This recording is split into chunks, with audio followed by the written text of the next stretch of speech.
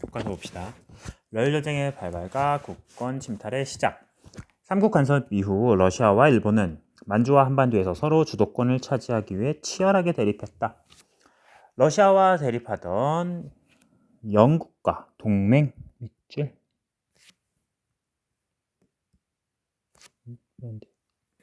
영국과 동맹, 이게 1차 영일동맹이죠.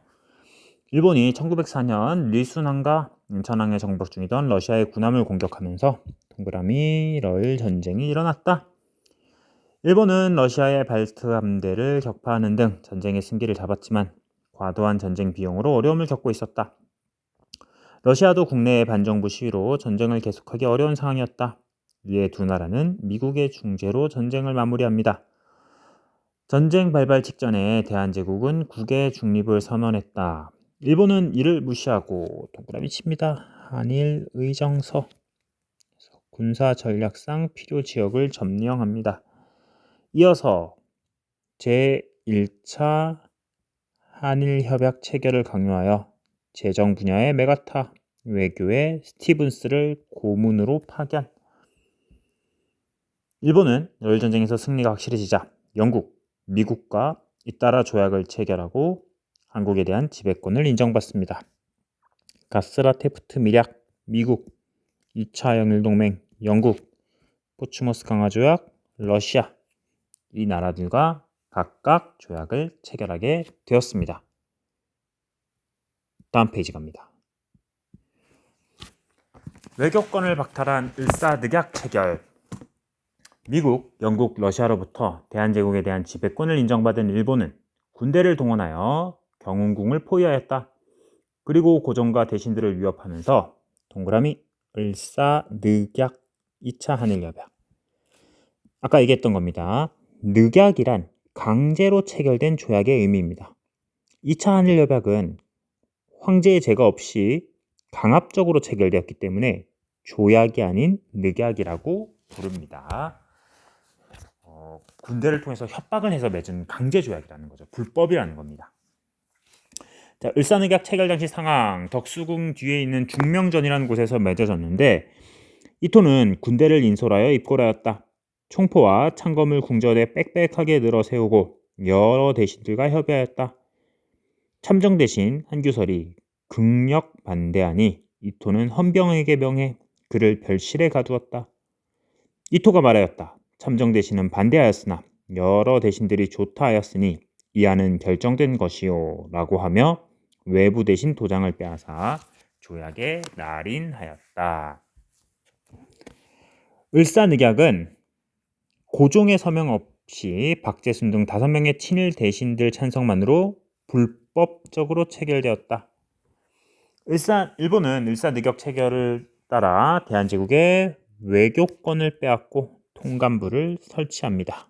그리고 초대 총독으로 이토 히로부미가 오게 됩니다. 을사늑약 체결에 대한 저항. 을사늑약이 체결된 사실이 알려지자 이에 반대하는 운동이 일어났습니다. 장지연은 황성신문에 시일야 방성대곡이라는 문서를 발표하여 을사늑약의 부당성을 규탄하였다. 민영화는 후일을 부탁하는 글을 남기고 자결하였고, 민영화는 자결. 조병세, 이상설 등은 고종에게 을사늑약의 폐기와 을사늑약에 서명한 대신들의 처벌을 요구하는 상소를 올립니다. 상인들은 상가 철시, 그리고 학생들은 동맹 휴학으로 각지에서 저항했고 의병도 일어납니다. 을사의병이라고 합니다. 앞에 나왔던 거는 을미의병이고 이번엔 을사의병입니다. 다음 페이지 가겠습니다. 헤이그 특사 파견과 한일 신협약 체결. 고종의 저항입니다. 이번에는 고종은 을사늑약이 체결되자 조약의 무효를 선언하고 이를 국제사회에 알리기 위해 노력했다. 그는 1907년 2차 만국평화회의가 열리는 네덜란드 헤이그에 이상설, 이준, 이휘종을 특사로 파견했다. 이들은 을사늑약이 무효라는 사실을 알리려 했으나 일본과 영국 등의 방해로 성과를 거두지 못했다. 일제는 헤이그 특사 파견을 문제 삼아 밑줄 고종을 강제 퇴위시키고 이어서 한일 신여벽 정미 7조약을 강제로 체결합니다. 이 조약에 따라 일제는 차관을 비롯한 주요 관직에 통감이 추천하는 일본을 배치하여 대한제국 정부를 직접 통제하였다.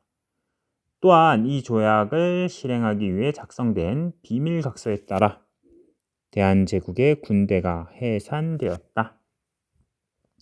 서울의 시위대를 시작으로 군대 해산이 진행되었으며 해산된 군인 중 일부는 의병투쟁에 합류하기도 하였습니다. 일본은 1909년 기유각서를 체결하여 대한제국의 사법권을 빼앗아 항일 세력에 대한 감시와 탄압을 강화하였다. 한편 친일 단체인 일진회를 부추겨 합병 여론을 조성하였으며 1910년 6월에는 경찰권마저 박탈합니다. 이를 배경으로 1910년 8월 일본 군대가 서울 곳곳에 배치된 삼엄한 분위기에서 총리 대신 이완용과 통감 데라우치 사이에 한국 평합 조약이 조인됩니다. 이로써 대한제국은 완전히 망하고 일본의 식민지가 되었습니다. 여기까지가 오늘 공부할 내용입니다. 다 됐고 다음 시간에 이어서 하도록 하겠습니다. 수고했습니다.